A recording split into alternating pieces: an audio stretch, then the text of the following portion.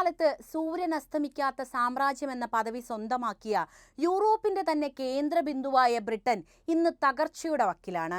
India അടക്കം പല രാജ്യങ്ങളെയും ചൂഷണം ചെയ്ത് നമ്മുടെ സമ്പത്തെല്ലാം തന്നെ കടൽ കടത്തി കൊണ്ടുപോയ ആ സാമ്രാജ്യത്വത്തിന്റെ കഥ കാലയവനികയിലേക്ക് മാറിയെങ്കിലും ഇന്നും ഇന്ത്യക്കാരെ മോശമായി ചിത്രീകരിക്കുന്ന ആ വെള്ളക്കാരൻ ലോകത്ത് പലയിടത്തുമുണ്ട്. എന്നാൽ എല്ലാം ഉണ്ടാക്കി അവസാനം നേടിയതെന്താണ്? രാജ്യം കടുത്ത സാമ്പത്തിക അരാജകത്വത്തിലേക്കാണ് നീങ്ങുന്നത് എന്ന് ബ്രിട്ടൻ അറിയുന്നില്ലേ? സാമ്പത്തിക മാന്ദ്യം ഞെക്കിക്കൊല്ലുന്ന ബ്രിട്ടനെ കുറിച്ചാണ് ഞാൻ ഇന്ന് പറയുന്നത്. അതിനു മുൻപ് ഒരു ചോദ്യം. നമ്മുടെ നാട്ടിൽ നിന്നും അവർ കടൽ കടത്തിയ അമൂല്യ വസ്തുക്കൾ തിരികെ എത്തണമെന്ന് നിങ്ങൾ ആഗ്രഹിക്കുന്നുണ്ടോ? നിങ്ങളുടെ അഭിപ്രായം ഉടനെ തന്നെ കമന്റായി രേഖപ്പെടുത്തൂ. നമുക്ക് നേരെ വീഡിയോയിലേക്ക് പോകാം. ബ്രിട്ടനിലെ കുറ്റകൃത്യങ്ങളുടെ എണ്ണത്തിൽ ആശങ്കാവഹമായ വർധനവാണ് രേഖപ്പെടുത്തിയിട്ടുള്ളത്. മോഷണത്തിലും ആക്രമണ പരമ്പരയിലും ഭയാനകമായ വർധനവാണ് കഴിഞ്ഞ കുറച്ച് നാളുകളായി കാണാൻ സാധിക്കുന്നത്. ബ്രിട്ടീഷ് റീറ്റെയിൽ കൺസോർഷ്യത്തിന്റെ ഏറ്റവും പുതിയ വാർഷിക കുറ്റകൃത്യ സർവേ വെളിപ്പെടുത്തുന്നത് മോഷണ സംഭവങ്ങൾ മാത്രം 20 ദശലക്ഷം കവിഞ്ഞിരിക്കുന്നു എന്നതാണ്. ഇതേ തുടർന്ന് 2.2 ബില്യൺ പൗണ്ടിന്റെ നഷ്ടമാണ് രാജ്യത്ത് സംഭവിച്ചിരിക്കുന്നത്. പ്രതിദിനം 55,000-ലധികം ചെറുതും വലുതുമായ മോഷണ സംഭവങ്ങളാണ് രാജ്യത്ത് അരങ്ങേറുന്നത്. രാജ്യത്തെ ചില്ലറ വ്യാപാരികൾക്ക് നേരെയുള്ള ആക്രമണവും വർദ്ധിച്ചിട്ടുണ്ട്. ഇത്തരം ആക്രമണ സംഭവങ്ങൾ പ്രതിദിനം 2000-ലധികം നടക്കുന്നതായിട്ടാണ് റിപ്പോർട്ടുകൾ സൂചിപ്പിക്കുന്നത്. ശാരീരികമായ ആക്രമണങ്ങൾ മുതൽ ആയുധങ്ങൾ ഉൾപ്പെട്ട സംഭവങ്ങൾ വരെ ഈ കൂട്ടത്തിലുണ്ട്. ആയുധങ്ങളുമായി ബന്ധപ്പെട്ട 70 സംഭവങ്ങൾ ദിനംപ്രതി റിപ്പോർട്ട് ചെയ്യപ്പെടുന്നു. മുൻ വർഷത്തേക്കാൾ ഇരട്ടിയിലധികമാണ് ഈ കണക്കുകൾ എന്നോർക്കണം. BRCയുടെ സർവേയിൽ പ്രതികരിച്ചവരിൽ 61% പേരും പോലീസിന്റെ പ്രവർത്തനങ്ങളിൽ അതൃപ്തിയുള്ളവരാണ് എന്ന് നമുക്ക് കാണാവുന്നതാണ്. ആക്രമികൾ രാജ്യവ്യാപകമായ സ്റ്റോറുകളിൽ ആസൂത്രിതമായി ആക്രമണങ്ങൾ സംഘടിപ്പിക്കുന്നു. ഈ സംഘങ്ങൾ പലപ്പോഴും 10,000-കണക്കിന് പൗണ്ട് വിലമതിക്കുന്ന ഗണ്യമായ അളവിലുള്ള സാധനങ്ങൾ മോഷ്ടിക്കുകയും ചെയ്യുന്നു. ബ്രിട്ടനിൽ വർദ്ധിച്ചു വരുന്ന കുറ്റകൃത്യങ്ങളുടെ പ്രശ്നം പരിഹരിക്കണമെന്നാണ് പുതിയ ലേബർ ഗവൺമെന്റ് അറിയിച്ചിരിക്കുന്നത്. കുറ്റവാളികൾക്ക് 6 മാസം വരെ തടവ്, പരിധിയില്ലാത്ത പിഴയും ഈടാക്കാനാണ് സർക്കാരിന്റെ പദ്ധതി. മോഷണം നടത്തുന്നവരെ തിരിച്ചറിയാനും പിടികൂടാനും ഫേഷ്യൽ റെക്കഗ്നീഷൻ സാങ്കേതികവിദ്യയുടെ ഉപയോഗം വർദ്ധിപ്പിക്കാൻ അടുത്ത 4 വർഷത്തിനുള്ളിൽ സർക്കാർ 55.5 മില്യൺ പൗണ്ട് നിക്ഷേപിക്കും. ബ്രിട്ടീഷ് റീറ്റെയിൽ കൺസോർഷ്യം ഈ നടപടികളെ സ്വാഗതം ചെയ്യുകയാണ്. റീറ്റെയിൽ ആക്രമണത്തിന്റെ ആഘാതം ക്രമാനുഗതമായി വഷളായിക്കൊണ്ടിരിക്കുകയുമാണ്. നിരവധി റീറ്റെയിൽ തൊഴിലാളികൾ വംശീയ അധിക്ഷേപം, ലൈംഗിക പീഡനം, ശാരീരിക ആക്രമണം എന്നിവ നേരിടുന്നുമുണ്ട്. ക്രിസ്മസിന് ശേഷം ജനുവരി മുതൽ ബ്രിട്ടനിലെ റീറ്റെയിൽ രംഗത്ത് തളർച്ച ബാധിച്ചതായിട്ടാണ് S&P ഗ്ലോബലിന്റെ ഏറ്റവും പുതിയ ഡാറ്റ കാണിക്കുന്നത്. ജീവിത ചെലവ് പ്രതിസന്ധി, താഴ്ന്ന വരുമാനം എന്നിങ്ങനെ പല ഘടകങ്ങളും ഈ തകർച്ചയ്ക്ക് കാരണവുമാണ്. 2020 കാലഘട്ടത്തിലുണ്ടായ COVID-19 പാൻഡമിക്കിന് ശേഷം തൊഴിലുടമകൾ തൊഴിലവസരങ്ങൾ വെട്ടിക്കുറച്ചതോടെ നിലവിലെ തൊഴിൽ വിപണി കാര്യമായ മാന്ദ്യം അനുഭവിക്കുന്നുമുണ്ട്. ആഗോള സാമ്പത്തിക പ്രതിസന്ധിക്ക് ശേഷമുള്ള ഏറ്റവും കൂടുതൽ തൊഴിലവസരങ്ങളാണ് വെട്ടിക്കുറയ്ക്കപ്പെട്ടിരിക്കുന്നത്. ബ്രിട്ടന്റെ തകർച്ചയാണ് സാമ്പത്തിക മാന്ദ്യം അടയാളപ്പെടുത്തുന്നത്. എങ്ങനെയാണ് ഇത് സംഭവിച്ചതെന്നും അതിന് കാരണം എന്താണെന്നുമൊക്കെ നമുക്ക് വിശദമായിട്ട് തന്നെ നോക്കാം. 2009 ആഗോള സാമ്പത്തിക പ്രതിസന്ധി പല രാജ്യങ്ങളെയും ബാധിച്ച കടുത്ത സാമ്പത്തിക മാന്ദ്യമായിരുന്നു. നിലവിലെ തൊഴിൽ വിപണി പ്രവണതകൾ ആ കാലഘട്ടവുമായി സമാനത പുലർത്തുന്നതാണ് എന്നതാണ് വാസ്തവം. ജനുവരിയിൽ 1.6% വാർഷിക വർധനവോടെ കഴിഞ്ഞ ഏപ്രിലിനു ശേഷം ബ്രിട്ടീഷ് ഭക്ഷ്യവിലകളിൽ വലിയ വർധനമാണ് ഉണ്ടായിട്ടുള്ളത്.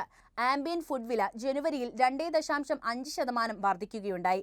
സകല കണക്കുകൂട്ടലുകളും തെറ്റിച്ചുകൊണ്ടാണ് പുതിയ ഭക്ഷ്യവിലപ്പെരുപ്പം ഡിസംബർ 1.2% നിന്ന് ജനുവരിയിൽ 0.9% കുറഞ്ഞത്. അതേസമയം ഭക്ഷ്യേതര വിലകൾ പണപ്പെരുപ്പത്തിൽ തന്നെ തുടർന്നു പോരുകയും ചെയ്തു. 2026 ആഗോള ചരക്ക് വില കുറയ്ക്കുമെന്ന് പ്രതീക്ഷയുണ്ടെങ്കിലും ബ്രിട്ടൻ പോലുള്ള പ്രത്യേക പ്രദേശങ്ങളിലെ ഭക്ഷ്യവിലകളിൽ ഈ ഇടിവിന്റെ ആഘാതം വ്യത്യാസപ്പെടാനാണ് സാധ്യത. ബ്രിട്ടൻ നിലവിൽ ഒരു പ്രധാന സാമ്പത്തിക മാന്ദ്യത്തെ നേരിടുകയുമാണ്. ഇത് രാജ്യത്തിന്റെ സാമ്പത്തിക സ്ഥിരത, സാമ്പത്തിക വളർച്ച, ജീവിത നിലവാരം എന്നിവയിൽ ഗണ്യമായ സമ്മർദ്ദം ചെലുത്തും. ആഗോള സാമ്പത്തിക വെല്ലുവിളികൾ, ആഭ്യന്തര നയ തീരുമാനങ്ങൾ, COVID-19 പാൻഡമിക് പോലുള്ള സംഭവങ്ങൾ, ബ്രെക്സിറ്റിന്റെ തുടർച്ചയായ പ്രത്യാഘാതങ്ങൾ എന്നിവയുൾപ്പെടെ പരസ്പര ബന്ധിതമായ നിരവധി ഘടകങ്ങളുടെ ഫലമാണ് ഈ മാന്ദ്യം. ഈ സാമ്പത്തിക സങ്കോചം ബ്രിട്ടന്റെ സമ്പദ് വ്യവസ്ഥയ്ക്ക് നിരവധി വെല്ലുവിളികൾ ഉയർത്തിക്കഴിഞ്ഞിട്ടുണ്ട്. മാന്ദ്യത്തിന്റെ കാരണങ്ങളാണ് ഇനി നമ്മൾ നോക്കാൻ പോകുന്നത്. ഒന്നാമത്തെ കാരണം ആഗോള സാമ്പത്തിക മാന്ദ്യം തന്നെയാണ്. ആഗോള സമ്പദ് വ്യവസ്ഥ, വിതരണ ശൃംഖലയിലെ തടസ്സങ്ങൾ, പണപ്പെരുപ്പ സമ്മർദ്ദങ്ങൾ, വർദ്ധിച്ചുവരുന്ന ഊർജ്ജ ചെലവുകൾ എന്നിവ ഉൾപ്പെടെ നിരവധി വെല്ലുവിളികൾ നേരിടുന്നുണ്ട്. കോവിഡ്-19 പാൻഡമിക്കിന്റെ അനന്തരഫലങ്ങൾ ആഗോള ഉൽപാദനത്തിൽ കുറവുണ്ടാക്കിയിട്ടുണ്ട്. തൊഴിൽ നഷ്ടം, ഉപഭോക്തൃ ആവശ്യം കുറയാൻ കാരണമായി. ഈ വെല്ലുവിളികൾ യുടെ സമ്പദ് വ്യവസ്ഥയെ കാര്യമായി ബാധിച്ചു, പ്രത്യേകിച്ച് അന്താരാഷ്ട്ര വ്യാപാര വിതരണ ശൃംഖലകളെ ആശ്രയിക്കുന്ന മേഖലകളിൽ. സാധനങ്ങൾക്കും സേവനങ്ങൾക്കുമുള്ള ഡിമാൻഡ് കുറഞ്ഞതോടെ യിലെ ബിസിനസ്സുകൾ കുറഞ്ഞ ഉൽപാദനവും കുറഞ്ഞ ലാഭവുമാണ് നേരിട്ടത്. ഇത് സമ്പദ് വ്യവസ്ഥയിൽ സങ്കോചത്തിന് കാരണവുമായി. അടുത്തത് ബ്രെക്സിറ്റ് ഉണ്ടാക്കിയ ആഘാതമാണ്. ബ്രെക്സിറ്റിൽ നിന്ന് 2016 യൂറോപ്യൻ യൂണിയൻ വിടാനുള്ള യുണൈറ്റഡ് കിങ്ഡത്തിന്റെ തീരുമാനം ദീർഘകാല സാമ്പത്തിക പ്രത്യാഘാതങ്ങൾ സൃഷ്ടിച്ചിട്ടുണ്ട്. യും യൂറോപ്യൻ യൂണിയൻ രാജ്യങ്ങളും തമ്മിലുള്ള വ്യാപാരം പുതിയ തടസ്സങ്ങൾ, നിയന്ത്രണങ്ങൾ, താരിഫുകൾ എന്നിവ കൂടുതൽ ഉണ്ടാക്കി. തൽഫലമായി ബ്രിട്ടീഷ് ബിസിനസ്സുകൾ ഉയർന്ന ചെലവുകൾ, മന്ദഗതിയിലുള്ള വ്യാപാര പ്രവാഹങ്ങൾ, യൂറോപ്യൻ വിപണികളിലേക്കുള്ള പ്രവേശനം എന്നിവ കുറച്ചു. ഇത് ബിസിനസ് നിക്ഷേപത്തെയും വളർച്ചാ സാധ്യതകളെയും കൂടുതൽ ദുർബലപ്പെടുത്തി. ഇത് സാമ്പത്തിക സ്തംഭനാവസ്ഥയ്ക്ക് കാരണവുമായി. പണപ്പെരുപ്പവും വർദ്ധിച്ചുവരുന്ന ചിലവുകളുമാണ് അടുത്തത്.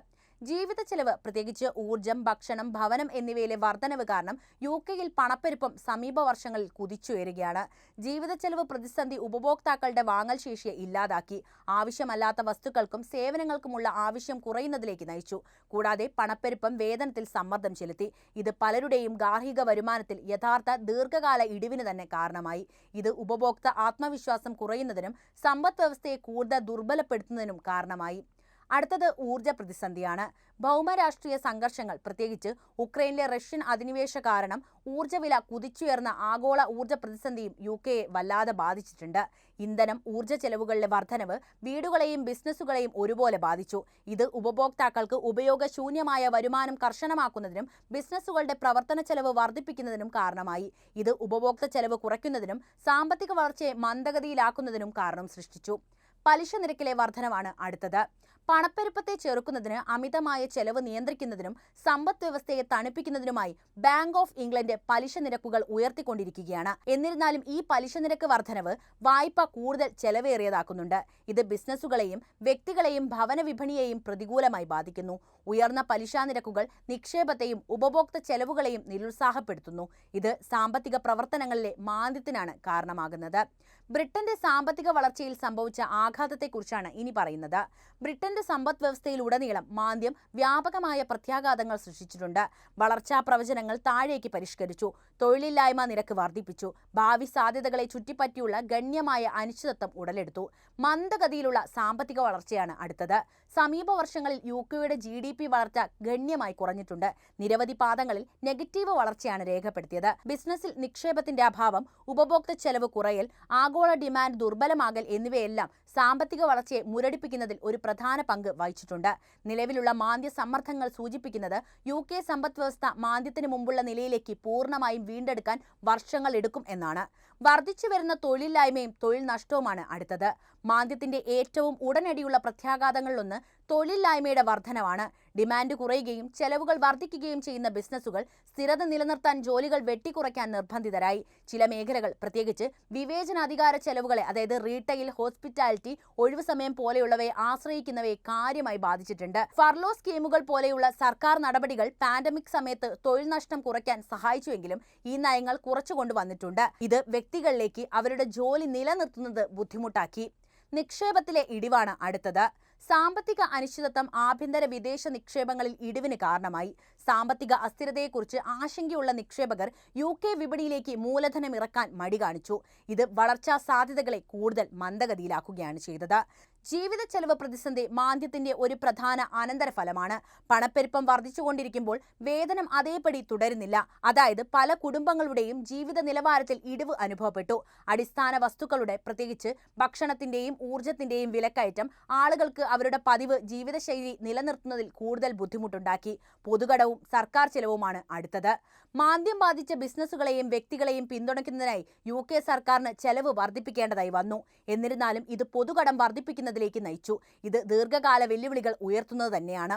ഉയർന്ന തോതിലുള്ള കടം ഭാവിയിലെ സാമ്പത്തിക പ്രതിസന്ധികളോട് പ്രതികരിക്കാനുള്ള സർക്കാരിന് കഴിവിനെയാണ് പരിമിതപ്പെടുത്തുന്നത്. കൂടാതെ സാമ്പത്തിക വളർച്ചയെ കൂടുതൽ ഞെരുക്കുകയും പൊതുസേവനങ്ങളെ ബാധിക്കുകയും ചെയ്യുന്ന ചെലവ് ചുരുക്കൽ നടപടികൾ ആവശ്യമായി വന്നേക്കാം. ചുരുക്കത്തിൽ ആഗോള സാമ്പത്തിക ഘടകങ്ങൾ, ആഭ്യന്തര വെല്ലുവിളികൾ, നയപരമായ തീരുമാനങ്ങൾ എന്നിവയുടെ സംയോജനമാണ് ബ്രിട്ടനിൽ ഇപ്പോൾ സംഭവിച്ച മാന്ദ്യത്തിന് കാരണമായത്. ബിസിനസ് മേഖല മുതൽ വ്യക്തികളുടെ ജീവിത നിലവാരം വരെ ജീവിതത്തിന്റെ എല്ലാ മേഖലകളിലും ഇതിന്റെ ആഘാതങ്ങൾ അനുഭവപ്പെട്ടിട്ടുണ്ട്. മന്ദഗതിയിലുള്ള സാമ്പത്തിക വളർച്ച, വർദ്ധിച്ചു വരുന്ന തൊഴിലില്ലായ്മ, പണപ്പെരുപ്പം എന്നിവ ബുദ്ധിമുട്ടുള്ള ഒരു സാമ്പത്തിക അന്തരീക്ഷം സൃഷ്ടിച്ചു കഴിഞ്ഞിട്ടുണ്ട്. രാജ്യം എപ്പോഴാണ് പൂർണ്ണമായി വീണ്ടെടുക്കുമെന്ന കാര്യത്തിൽ ഇപ്പോഴും ഉറപ്പില്ല. ബ്രെക്സിറ്റിന്റെ തുടർച്ചയായ വെല്ലുവിളികൾ, ഊർജ്ജ പ്രതിസന്ധി, വർദ്ധിച്ചു വരുന്ന പലിശ നിരക്കുകൾ എന്നിവ UK സമ്പദ് വ്യവസ്ഥ നേരിടുന്ന ബുദ്ധിമുട്ടുകൾ കൂടുതൽ സങ്കീർണമാക്കുകയാണ് ചെയ്യുന്നത്. എന്തായാലും ഇനിയുള്ള നാളുകളിൽ എന്തായിരിക്കും ബ്രിട്ടനിൽ സംഭവിക്കുക എന്നത് നമുക്ക് കാത്തിരുന്നു കാണാം. നിങ്ങളുടെ അഭിപ്രായങ്ങൾ ഇപ്പോൾ തന്നെ കമന്റായി രേഖപ്പെടുത്തുക. ഒപ്പം ഈ അറിവുകൾ എല്ലാവരിലേക്കും എത്താനായി വീഡിയോ ഒന്ന് ലൈക്ക് ചെയ്യാനും ഷെയർ ചെയ്യാനും പ്രത്യേകം ശ്രദ്ധിക്കുമല്ലോ.